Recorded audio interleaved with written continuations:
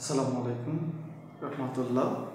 Dhaka board 2022 SSC পরীক্ষার একটি গুরুত্বপূর্ণ চ্যাপ্টার প্রিফিক্স সাফিক্স নিয়ে আসলাম।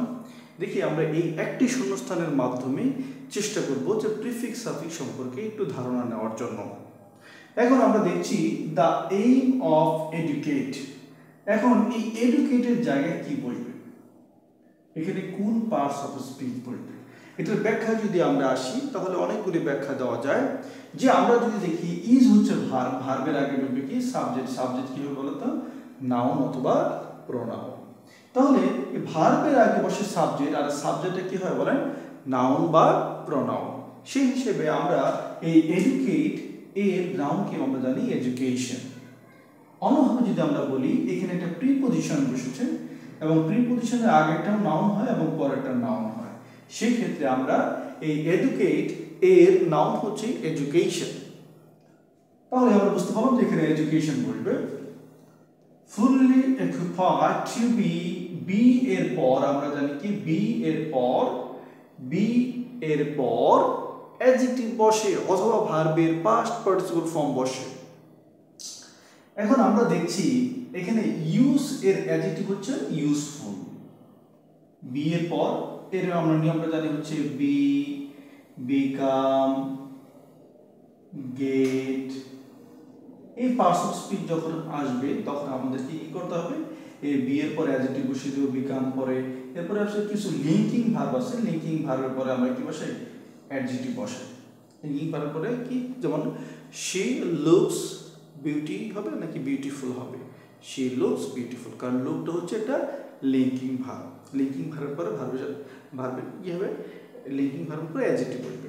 আচ্ছা ওকে, আমরা দেখছি এ ট্রু এডুকেটেড পারসন। আমরা আর্টিকেলের একটি নিয়ম জানি যে আর্টিকেলের পরে যদি দুটি শব্দ থাকে প্রথমটা অ্যাডজেক্টিভ পরটি হচ্ছে নাউন। সেক্ষেত্রে এ এর পর আমরা যদি চিন্তা করি যে এখানে এডুকেটেড বসেছে অ্যাডজেক্টিভ, পারসন বসেছে নাউন, তার মানে আর্টিকেলের নিয়ম অনুযায়ী দুটি শব্দ বসলে প্রথমটা অ্যাডজেক্টিভ পরটা নাউন, অ্যাডজেক্টিভও বসেছে নাউনও বসেছে, মাঝখানে এখানে ট্রু এই শব্দটা বসেছে।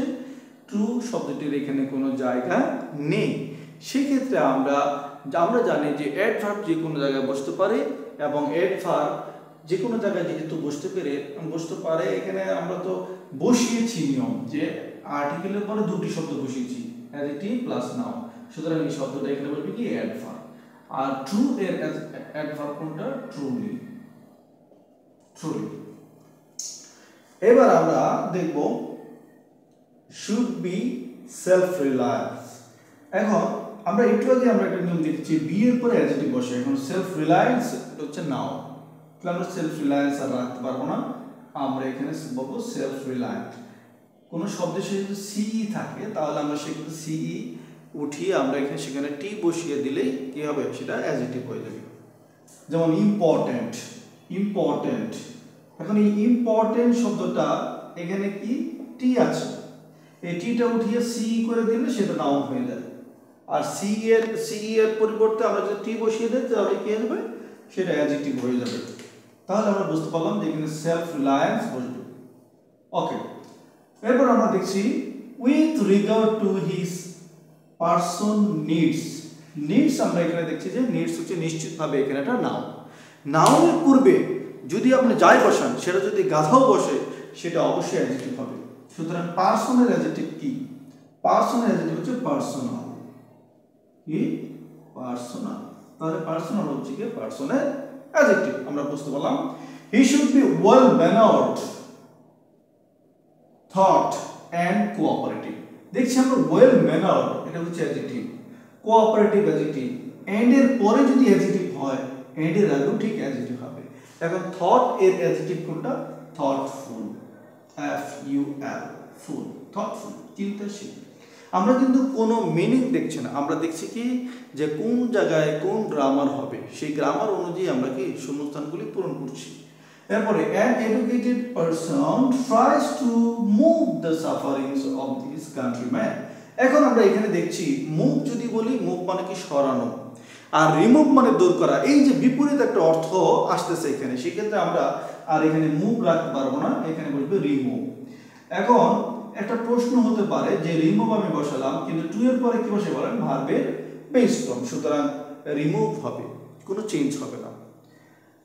এরপরে আমরা দেখছি punctuality makes person makes man, এখানে প্রসপার শব্দটা আছে। তাহলে এখন কথা হচ্ছে এই পাংচুয়ালিটি আমরা বলেছি, এই পাংচুয়ালিটি হচ্ছে নাউন, মেক্স হচ্ছে ভার্ব। মেক হচ্ছে এমন ভার্ব যে ভার্বের পরে যদি ব্যক্তিবাচক কোনো অবজেক্ট আসে, এই অবজেক্ট পরে আমরা অ্যাডজেক্টিভ বসাবো, প্রসপারাস, প্রসপারাস। তাহলে এই যে দেখতে পারলাম যে আমরা যে যখন আমরা এই প্রিফিক্স সাফিক্স করব তখন শুধুমাত্র আমরা যদি গ্রামার ফলো করি এবং গ্রামারটা যদি প্রতিটা গ্যাপ যখন আমরা শিখব, প্রত্যেকটা গ্যাপে একটা গ্রামারের ব্যাখ্যা জানতে চাবো, এবং যতক্ষণ পর্যন্ত আমরা এই গ্রামারের প্র্যাকটিসটা না করতে পারবো ততক্ষণ পর্যন্ত কিন্তু আমরা প্রিফিক্স সাফিক্সটা দক্ষ হব না। সবাইকে ধন্যবাদ, আসসালামু আলাইকুম।